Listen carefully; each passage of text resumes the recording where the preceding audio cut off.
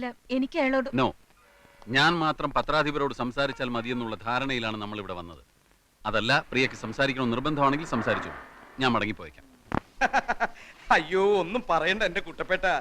ഈ ഗസറ്റഡ് യക്ഷി ആദ്യം ഇറങ്ങുന്ന ആഴ്ച 50,000 കോപ്പി കൂട്ടി. ഇപ്പൊ ഇതാ 4-ാം അധ്യായം ഇറങ്ങുമ്പോ ആകെ ഇരിക്കപ്പുറത്തില്ലാതിരിക്കുക.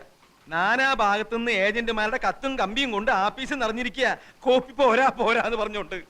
ഇങ്ങനെ പോയാ 10 ലക്ഷത്തിൽ നിൽക്കും തോന്നുന്നില്ല. ഒന്നാമത് കോട്ടപ്പുറത്തിന്റെ റേപ്പ് കേസാ ഇത്രയും ബഹളത്തിന് കാരണം. കർത്താവിന്റെ കൃപ എന്നല്ലാണ്ട് എന്താ പറയാ.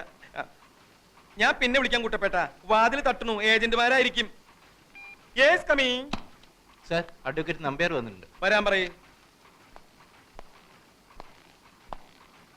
ആ വരണം നമ്പ്യാർ, വരണം. ഇരിക്കണം. എന്താ ഇവിടെ കസേരയില്ലേ? ഉണ്ടല്ലോ, ഇരിക്കി. ഗസറ്റഡ് യക്ഷി എന്ന നോവലിലെ നായിക തഹസിൽദാരല്ല, മുനിസിപ്പൽ കമ്മീഷണറാണെന്ന് നിങ്ങൾ പറയുമായിരിക്കും. യഥാർത്ഥ സംഭവങ്ങളാണ് നോവലിൽ പറയുന്നതെന്ന് തെളിയിക്കാൻ ചിലപ്പോൾ എനിക്ക് കഴിഞ്ഞില്ലെന്നും വരും.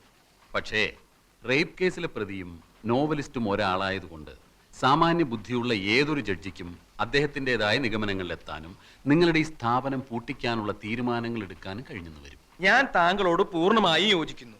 പക്ഷേ ഇത് ഇന്ത്യ മഹാരാജ്യമായതുകൊണ്ടും എന്റെ കയ്യിൽ ആവശ്യത്തിലേറെ പണമുള്ളത് കൊണ്ടും വേണ്ടി വന്നാൽ സുപ്രീം കോടതി വരെ പോകാമെന്ന വിശ്വാസമുള്ളത് കൊണ്ടും താങ്കളുടെ ഭീഷണി ഈ മാമച്ചനോട് വേണ്ട എന്ന് പറയാൻ ഞാൻ ആഗ്രഹിക്കുന്നു. നിങ്ങളുടെ ഈ പീറ നോവലിസ്റ്റ് ഉണ്ടല്ലോ, അയാൾ ഒരു റേപ്പ് കേസിൽ ജാമ്യത്തിൽ ഇറങ്ങിയ ആളാണെന്നും ഈ കേസിലെ സ്പെഷ്യൽ പ്രോസിക്യൂട്ടറായി ഞാൻ വിചാരിച്ചാൽ പലവിധ വകുപ്പുകളിലായി അയാൾ എത്ര വർഷം വേണമെങ്കിലും അകത്താക്കാൻ സാധിക്കുമെന്നും ഓർമ്മിക്കുന്നത് നന്നായിരിക്കും. ഓർമ്മയുണ്ടല്ലോ. ഈ നോവല് പ്രസിദ്ധീകരിച്ചില്ലെങ്കിലും നിങ്ങളും നിങ്ങളുടെ ആ അലബലാതി യക്ഷിയും അതിന് ശ്രമിക്കുമെന്നറിയാലോ. അപ്പോ എന്ത് പ്രത്യാഘാതവും നേരിടാൻ ഒരുക്കമാണെന്ന് അർത്ഥം. അതെ, ഒരു കോംപ്രമൈസും ഇല്ല. കോംപ്രമൈസ് ആയിരുന്നു ഉദ്ദേശമെങ്കിലും ഭീഷണിയുടെ ഭാഷ പുറത്തെടുത്ത എന്തിനാ? ഈ മാമച്ചൻ ഒരു പേടിത്തൂറിയാണെന്ന് വിചാരിച്ചു അല്ലേ? മീൻ കച്ചവടത്തിൽ തുടങ്ങിയതാ ഞാൻ എന്റെ ജീവിതം. പിന്നീട് റബ്ബർ എസ്റ്റേറ്റ് ആയി. റബ്ബറിന് വില കുറഞ്ഞപ്പോ ഞാൻ സാഹിത്യത്തിലേക്ക് കിടന്നു. ആ എന്നോടോ? മിസ്റ്റർ, അവിവാഹിതയായ ഒരു ചെറുപ്പക്കാരി അപമാനിച്ചിട്ടല്ല നിങ്ങളുടെ വാരികയുടെ സർക്കുലേഷൻ കൂട്ടേണ്ടത്. അവിവാഹിതനായ എന്റെ നോവലിസ്റ്റിനെ കള്ളക്കേസിൽ കൊടുക്കാമെങ്കിൽ ഇങ്ങനെയും എനിക്ക് എന്റെ വാരികയുടെ സർക്കുലേഷൻ കൂട്ടാം. ഇനി ഞാനൊരു കോംപ്രമൈസ് പറയാം. കോട്ടപ്പുറത്തിന്റെ പേരിലുള്ള റേപ്പ് കേസ് പിൻവലിച്ചിട്ട് ഇങ്ങോട്ട് വരൂ. ഗസറ്റഡ് യക്ഷിയുടെ പ്രസിദ്ധീകരണം നിർത്തുന്ന കാര്യം അപ്പൊ ആലോചിക്കാം. ഇല്ല, ഇനിയിപ്പോ ഒന്നും നോക്കാനില്ല. ആ സ്കൗണ്ടറിന് മാക്സിമം ശിക്ഷ വാങ്ങിച്ചു കൊടുക്കുക. എന്നിട്ട് ജയിലിനകത്തിട്ട് അവന് എഴുതുന്ന കൈയുണ്ടല്ലോ, പോലീസുകാർക്ക് കാശ് കൊടുത്ത് ആ കൈ തല്ലി ചതക്കുക.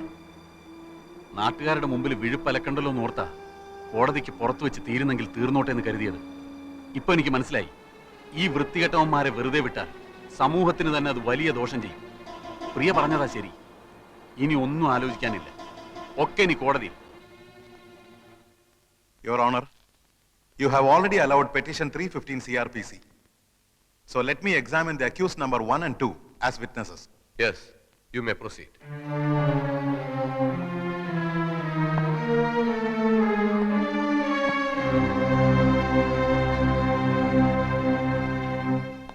നിങ്ങളും രണ്ടാം പ്രതി രാമകൃഷ്ണനും അന്യായക്കാരുടെ വീട്ടിൽ എന്തിനു പോയി? ഞങ്ങൾ താമസിക്കുന്ന വീട്ടിൽ വന്ന് അവർ ഞങ്ങളെ കാപ്പ് കുടിക്കാൻ ക്ഷണിച്ചു, അതുകൊണ്ട് പോയി. അപ്പൊ അവരുടെ വീട്ടിൽ ആരൊക്കെ ഉണ്ടായിരുന്നു? അവരും അവരുടെ ജോലിക്കാരിയും. നിങ്ങൾ കാപ്പി കുടിച്ചോ? ഇല്ല. എന്തുകൊണ്ട് കുടിച്ചില്ല? കുടിക്കാൻ തുടങ്ങുന്നതിന് മുമ്പ് പെട്ടെന്ന് ആ സ്ത്രീ ഒരു കത്തിയെടുത്ത് അവരുടെ വെയിൻ കട്ട് ചെയ്ത് മരിക്കാൻ പോവുകയാണെന്ന് പറഞ്ഞു. ഞങ്ങൾ അവരെ തടയാൻ ശ്രമിച്ചു. വേറെ ഒന്നും സംഭവിച്ചില്ലേ? ഇല്ല. ഇതിനു മുമ്പ് നിങ്ങൾ ഏതെങ്കിലും ക്രിമിനൽ കേസിൽ പെട്ടിട്ടുണ്ടോ? ഇല്ല. നിങ്ങൾ കല്യാണം കഴിച്ചാണോ? അല്ല. എന്തുകൊണ്ട് കല്യാണം കഴിച്ചില്ല? ഒരു സ്ത്രീയെ കല്യാണം കഴിച്ച അവളെ കടപ്പറയിലെ ഒരു ഉപകരണമാക്കി മാറ്റാൻ എനിക്ക് സാധിക്കില്ല എന്നുള്ളതുകൊണ്ട്. സ്ത്രീകളോടുള്ള നിങ്ങളുടെ മനോഭാവം എന്താണ്? സ്ത്രീ അമ്മയാണ്, ദൈവമാണ്. That's all, Your Honor.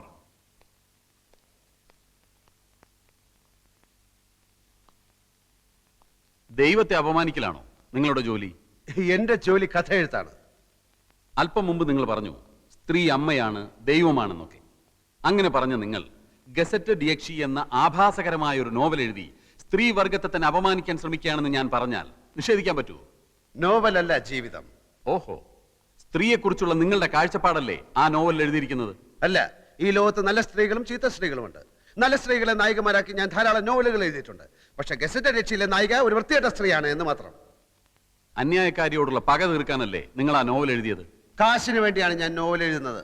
Gazetted യക്ഷിയിലെ നായികയുടെ ചിത്രത്തിന് അന്യായക്കാരിയുടെ മുഖം എങ്ങനെ വന്നു? അത് ചിത്രം വരച്ച ആളോട് ചോദിക്കണം. നിങ്ങൾ മദ്യപിക്കാറുണ്ടോ? ആ, അത്യാവശ്യം. ഇതുവരെ ഒരു കേസിലും പ്രതിയായിട്ടില്ല എന്ന് നിങ്ങൾ പറഞ്ഞു. മദ്യപിച്ച് അന്യായക്കാരിയുടെ വീട്ടിൽ കയറിയതിന് നിങ്ങളെ പോലീസ് അറസ്റ്റ് ചെയ്തിട്ടില്ലേ? രണ്ടാം പ്രതി രാമകൃഷ്ണന്റെ വീടാണെന്ന് കരുതിയാണ് ഞാൻ ആ വീട്ടിൽ കയറിയത്. എന്ത് കരുതി എന്നുള്ളതല്ല, നിങ്ങളെ പോലീസ് അറസ്റ്റ് ചെയ്തോ ഇല്ലയോ? പോലീസ് അറസ്റ്റ് ചെയ്തില്ല, എന്നെ കൂട്ടിക്കൊണ്ടുപോയി. SIക്ക് സത്യം ബോധ്യമായപ്പോ എന്നെ വെറുതെ വിട്ടു. ഈ സ്ത്രീകൾ തനിച്ച് താമസിക്കുന്ന വീട്ടിൽ കയറി ബ്രേക്ക്ഫാസ്റ്റ് കഴിക്കലാണോ നിങ്ങളുടെ ജോലി? ബ്രേക്ക്ഫാസ്റ്റ് കഴിക്കാൻ തോന്നുമ്പോൾ ആ വീട്ടിൽ സ്ത്രീകൾ തനിച്ചാണോ സംഘം ചേർന്നാണോ താമസിക്കുന്നത് എന്ന് ഞാൻ നോക്കാറില്ല. ഏത് സ്ത്രീ വിളിച്ചാലും നിങ്ങൾ ബ്രേക്ക്ഫാസ്റ്റ് കഴിക്കാൻ പോവോ? ബ്രേക്ക്ഫാസ്റ്റ് മാത്രമല്ല, ലഞ്ചും സപ്പറും ഒക്കെ കഴിക്കാൻ പോകും. വർഷങ്ങളായി മനസ്സിൽ കൊണ്ടു നടന്ന അന്യായക്കാരിയോടുള്ള പക തീർക്കാൻ വേണ്ടിയാണ് നിങ്ങൾ അവരെ മാനഭംഗം ചെയ്യാൻ ശ്രമിച്ചതെന്ന് ഞാൻ പറഞ്ഞാൽ നിഷേധിക്കാൻ കഴിയൂ? കഴിയും. ഞാൻ ഈ സ്ത്രീയെ ആദ്യമായി കാണുന്നത് തന്നെ ഏതാനും ദിവസങ്ങൾക്ക് മുൻപാണ്. ഓഹോ, സ്ത്രീയെ കിടപ്പറയിൽ വെറും ഒരു ഉപകരണമാക്കി മാറ്റാൻ സാധിക്കാത്തതുകൊണ്ടാണ് നിങ്ങൾ കല്യാണം കഴിക്കാത്തതെന്ന് ഇവിടെ പറഞ്ഞു. അതെ. നിങ്ങളുടെ അച്ഛന്റെ പേര് കൃഷ്ണമേനോൻ. അതെ. അമ്മ ലക്ഷ്മിക്കുട്ടി അമ്മ. അതെ. ഇതാരുടെ കല്യാണക്കത്താണ്? ഇതാരുടെ കല്യാണക്കത്താണെന്നാ ചോദിച്ചത്. പറയൂ. എന്റെ കല്യാണക്കത്താണ്. എന്ന് വെച്ചാൽ സ്ത്രീയെ കിടപ്പറയിലെ ഉപകരണമാക്കി മാറ്റാൻ ഇഷ്ടമില്ലാത്ത നിങ്ങളുടെ വിവാഹ ക്ഷണപത്രം. നിങ്ങളുടെ ഭാര്യ ഇപ്പൊ എവിടെ?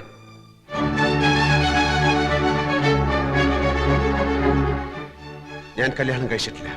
കഴിച്ചിട്ടില്ലേ? അപ്പൊ കല്യാണം കഴിക്കാതെ ചുമ്മാ കല്യാണക്കത്തടിച്ച് വിതരണം ചെയ്യലാണോ നിങ്ങളുടെ ഹോബി? മറുപടി പറയൂ. അന്ന് അങ്ങനെ സംഭവിച്ചു. എന്താണ് സംഭവിച്ചതെന്ന് ഞാൻ പറയാം. കല്യാണം ഉറപ്പിച്ചു, കല്യാണക്കത്തടിച്ചു, ആളുകളെ ക്ഷണിച്ചു. കല്യാണ തീയതി അടുത്തപ്പോഴാണ് വധു അറിയുന്നത് നിങ്ങൾ ഒരു ആഭാസനാണ്. അങ്ങനെ ആ പെൺകുട്ടി കല്യാണത്തിന് വിസമ്മതിച്ചു. അതല്ലേ സത്യം? അല്ല. ആണെന്ന് ഞാൻ പറയുന്നു. അന്നു മുതൽ ആ പെൺകുട്ടിയോട് നിങ്ങൾക്ക് തീർത്താൽ തീരാത്ത പകയായി. അന്നത്തെ ആ പെൺകുട്ടിയാണ് ഈ കേസിലെ അന്യായക്കാരി പ്രിയദർശിനി എന്ന് ഞാൻ പറഞ്ഞാൽ നിങ്ങൾക്ക് നിഷേധിക്കാൻ കഴിയും?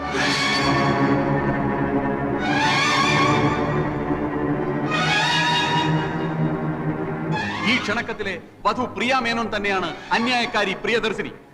വരൻ വിദ്യാസാഗർ തന്നെയാണ് ഇപ്പോഴത്തെ ഈ novelist Sagar Kottappuram. Your honour, അന്ന് തന്നെ നിഷേധിച്ച പെൺകുട്ടിയോടുള്ള മുൻ വൈരാഗ്യം തീർക്കാൻ വർഷങ്ങളായി അവസരം തേടി നടന്ന പ്രതി ഒടുവിൽ ഈ കിട്ടിയ സന്ദർഭം ഇവിടെ ഉപയോഗപ്പെടുത്തുകയായിരുന്നു എന്നുള്ളതാണ് സത്യം. That's all your owner.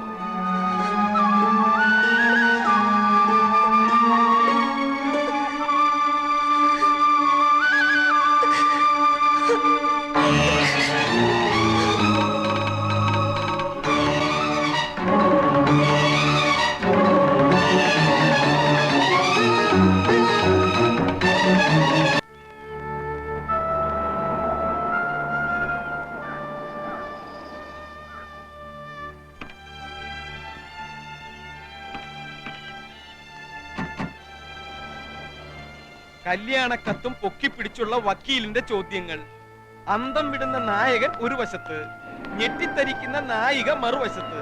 ഈ കോടതി രംഗം അതേപടി ഒരു അധ്യായമാക്കാം. വായനക്കാരന്റെ കണ്ണു തള്ളും, ഞരമ്പുകൾ വലിഞ്ഞു മുറുകും. ചൂടാറുന്നതിന് മുമ്പ് ഈ മാറ്ററിന്റെ എഴുതി തന്നേക്ക്. അതിരിക്കട്ടെ, കല്യാണക്കത്തടിച്ചു, കല്യാണം നടന്നില്ല, അതെന്താ കാരണം? അത് പോട്ടെ. 5-6 വർഷത്തിനിടയിൽ വീണ്ടും കണ്ടുമുട്ടിയപ്പോൾ നായകൻ നായികയെ തിരിച്ചറിഞ്ഞില്ല, നായിക നായകനെ തിരിച്ചറിഞ്ഞില്ല. ഈ സിനിമയിലും നോവലിലും ഒക്കെ പഴയ കാലം മറന്നു പോണ ഒരു രോഗമുണ്ടല്ലോ, എന്താ അതിന്റെ പേര്? അമ്ലേഷ്യം അല്ലേ? രണ്ടാൾക്കും അമ്ലേഷ്യം പിടിപെട്ടതാണോ? എന്തെങ്കിലും ഒന്ന് പറ എന്റെ കോട്ടപ്പുറം.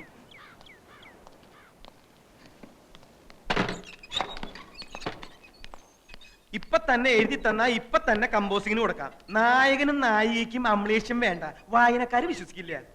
ഒരാൾക്ക് മതി അമ്ലേഷ്യം. ഗസറ്റഡ് യക്ഷി അധ്യായം 6 അമ്ലേഷ്യം എന്ന് ടൈറ്റിലും കൊടുക്കാം. കഴിഞ്ഞ ലക്കത്ത് കഥ എവിടെയാ നിൽക്കുന്നതെന്ന് അറിയോ? എവിടെ നിർത്തിയിരിക്കണേ? ആ, അതറിയാതെ ചുമ്മാ അമലേഷ്യം അമലേഷ്യം എന്ന് പുലമ്പിയിട്ട് കാര്യമില്ല.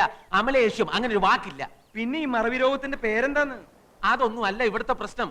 സാഹിത്യകാരൻ ജയദേവനെ അനിത വശത്താക്കി ദിലീപും ജയദേവനും ഈ പ്രശ്നത്തിൽ പൊരിഞ്ഞടി നടന്നു. ദിലീപ് മരിച്ചു, ജയദേവൻ ഒളിവിൽ പോയി. അവിടെയാ കഴിഞ്ഞ ലക്കം അവസാനിക്കുന്നത്. അടുത്ത ലക്കത്തിൽ പെട്ടെന്ന് എങ്ങനെ നായകനും നായികയും കോടതിയിലെത്തും? നായകനെ പോലീസ് പിടിക്കട്ടെ. എന്നിട്ട് നായകൻ പോലീസിനോട് പറയുന്നു നായികയുടെ പ്രേരണ മൂലമാണ് താൻ ദിലീപിനെ കൊന്നതെന്ന്. അപ്പൊ നായികയും പോലീസ് പിടിക്കും. അങ്ങനെ നായകനും നായികയും കോടതിയിൽ മുഖാമുഖം നിൽക്കും. വക്കീൽ ചോദ്യങ്ങൾ ചോദിക്കും. പെട്ടെന്നാണ് കഥയിൽ ട്വിസ്റ്റ് വരുന്നത്. അവർ പണ്ടെന്നോ കല്യാണക്കത്തടിച്ചിട്ടും കല്യാണം കഴിക്കാത്തവർ. അമ്ലേഷ്യം. എന്താ കുഴപ്പം? സാറിന്റെ അത്രയും മണ്ടന്മാരല്ല ഇവിടുത്തെ വായനക്കാര്. വായനക്കാർക്ക് അമ്പളേഷം പിടിപെട്ടാലും മതിയല്ലോ. എല്ലാം കോട്ടപ്പുറം തീരുമാനിച്ചോളൂ. പക്ഷെ എന്തെഴുതിയാലും വായനക്കാരന്റെ കണ്ണ് തള്ളണം, ഞരമ്പ് വലിഞ്ഞു മുറുകണം. ഒന്ന് എഴുതി തരൂന്നേ. ഒന്നിങ്ങോട്ട് വന്നേ. എന്തിനാ? അല്ല ഒന്നിങ്ങോട്ട് വരൂ. കസേര അവിടെ ഇരുന്നോട്ടെ. ആയിരുന്നോട്ടെ. വരുന്നുട്ടോ കോട്ടപ്പുറം. അമ്ലേഷ്യം. ഇയാൾ എവിടുത്തുകാരനാടോ? ചങ്ക് പൊട്ടി നിൽക്കുന്ന ഒരു മനുഷ്യനോട് ഇങ്ങനെയാണോ സംസാരിക്കുന്നത്? കോടതി രംഗം കഥയാക്കണത്രേ. കോടതിയിൽ കണ്ടത് അയാളുടെ ജീവിതമാണ്. അത് തന്റെ അളിഞ്ഞ വാരികയിൽ എഴുതാനുള്ളതല്ല. അളിഞ്ഞ വാരികയോ മഞ്ചാടിയോ? എന്നെ പറഞ്ഞാൽ ഞാൻ സഹിക്കും. വാരികയെ പറ്റി പറഞ്ഞാലുണ്ടല്ലോ. ഇറങ്ങി പോടോ, ഒച്ച വെക്കാതെ. എന്നോട് ഇറങ്ങി പോവാനോ? താൻ ഇറങ്ങണോ ആദ്യം? ഞാനാ ഈ മുറിക്ക് വാടക കൊടുക്കണേ, അല്ല തന്റെ അപ്പാപ്പനെ. നമ്മൾ തമ്മിലുള്ള മുൻപരിചയമൊക്കെ ഞാൻ മറന്നുപോയി. കാരണം എനിക്ക് അമ്നേസിയാണ്. നമ്മൾ തമ്മിലുള്ള ധാരണ അനുസരിച്ച് കേസിൽ അനുകൂലമായ വിധി നേടിയെടുക്കുക എന്നുള്ളതായിരുന്നു ആവശ്യം. അതിന് വേണ്ടുന്നതേ ഞാൻ ചെയ്തുള്ളൂ. ഒരു കാര്യം മാത്രമേ എനിക്കറിയണ്ടൂ. എന്തുകൊണ്ട് ഈ വിവരം നേരത്തെ എന്നോട് പറഞ്ഞില്ല? പറഞ്ഞതുകൊണ്ട് കേസിന് പ്രത്യേകിച്ച് എന്തെങ്കിലും ഗുണം ഉണ്ടാകുമെന്ന് എനിക്ക് തോന്നിയില്ല. മാത്രമല്ല, ഞാൻ മറ്റൊരു രീതിയിലാണ് ചിന്തിച്ചത്. അയാളുമായിട്ടുള്ള ഈ പൂർവ്വബന്ധം ഞാനുമായി ഡിസ്കസ് ചെയ്യാൻ പ്രിയയ്ക്ക് താല്പര്യമില്ലെന്ന് എനിക്ക് തോന്നി. വിവാഹം നിശ്ചയിച്ചിട്ടും പ്രിയ അയാളെ അറിയുമായിരുന്നില്ലെന്ന കാര്യം ഞാൻ ഊഹിച്ചതേയില്ല. പ്രിയയെ അയാൾക്കും അറിയാമായിരുന്നില്ലേ? നമുക്ക് പിന്നീട് സംസാരിക്കാം.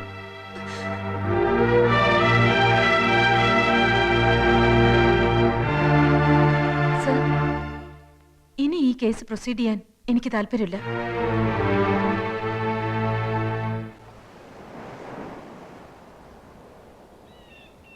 എന്റെ ദൈവമേ.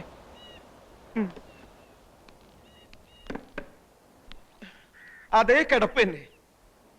എഴുതാനുള്ള ഒരു നീക്കവും കാണുന്നില്ല. എന്നെ വേണമെങ്കിൽ ഒന്നുകൂടി തല്ലിക്കോ. എന്റെ സങ്കടം ഞാൻ പിന്നെ ആരോടാ പറയാ? എഴുന്നേൽക്ക കുടിക്കുക കെടുക്കുക, എഴുന്നേൽക്ക കുടിക്കുക കെടുക്കുക. സ്കോച്ച് വേണമെന്ന് പറഞ്ഞപ്പോ അതും വാങ്ങിച്ചു കൊടുത്തു. രൂപ എത്രയാ പൊടിച്ചത്? താസിൽദാർ സാറിന് അറിയോ? ഈ നാട്ടിൽ വേറെ എഴുത്തുകാരില്ലഞ്ഞിട്ടല്ല. MT വാസുദേവൻ നായർ മഞ്ചാടിക്ക് ഒരു നോവൽ എഴുതി തരാന്ന് പറഞ്ഞിട്ട്